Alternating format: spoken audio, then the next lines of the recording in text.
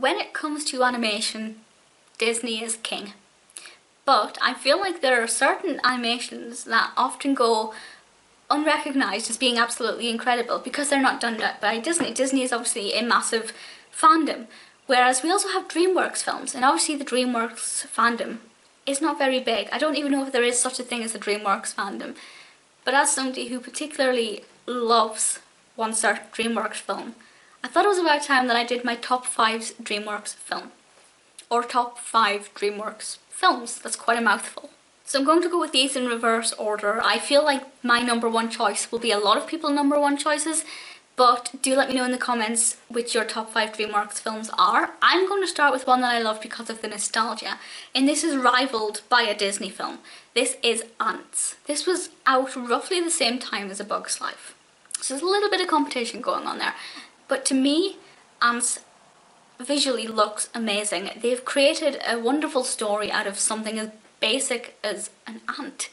Now, ants are obviously very complex creatures, but when you're a child, an ant is just an ant.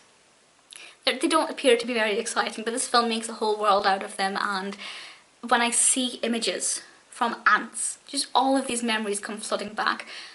Were I to watch it now, as a fully fledged adult, probably wouldn't like it that much, but because it's got that great nostalgic feel to it, and I would hope it would still appeal to today's younger generations, it has to be in this list. On a slightly similar theme, we have B-Movie, and I watched this maybe a year ago, and similar to Antz, it's about bees, and they create this whole world for these flying insects, and for me, I thought it was hilarious, and I didn't expect to find this that funny. It was one of those films that I watched because I wanted to watch something and there was nothing to watch. So I thought, fine, I'll watch the B-Movie.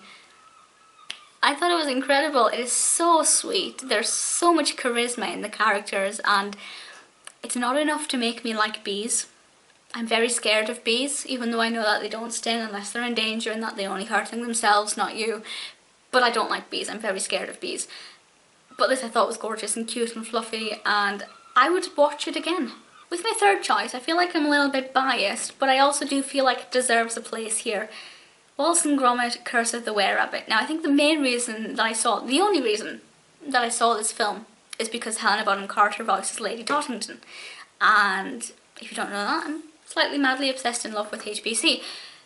But when I saw it, I thought that is hilarious. It's the perfect blend of nostalgia through Wallace and Gromit with the gothic element of these zombie were-bunny things. They're very odd.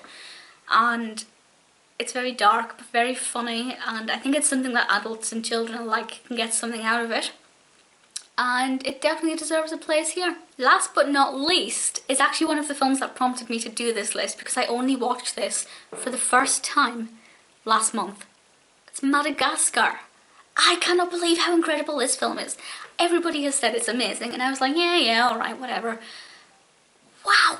Madagascar is so funny. Like, it's rare that an animation can make me laugh quite as much as Madagascar did. I was interested in seeing it when it first came out, because being a big Friends fan, I learned that David Schwimmer was voicing in it, and I wanted to see it, but I never did. I kind of really am pleased that I waited until last month to see it, because I could obviously then understand a lot more of the, I don't want to say adult jokes, but I feel like there are things that are very quick and very witty, and you have to kind of be tuned in to understand them and find them funny. And I did. And I absolutely loved it. One of the greatest animations of all time, and that is Shrek. And I love it. We studied this, believe it or not. We studied Shrek when I was at school, when I was in 3rd year, so I would have been about 14. And it was part of an English lesson, and we studied the film and the character traits, and I remember learning the word atypical, because Shrek is an atypical ogre. That's what I learned, and that's probably the only thing I learned at that point. And I can't watch Shrek without just crying with laughter. Shrek 2, 3, Shrek Ever After, Shrek the Third, all of the other Shrek films that come after it are good, but Shrek, the first film, is amazing. Duloc is the perfect place.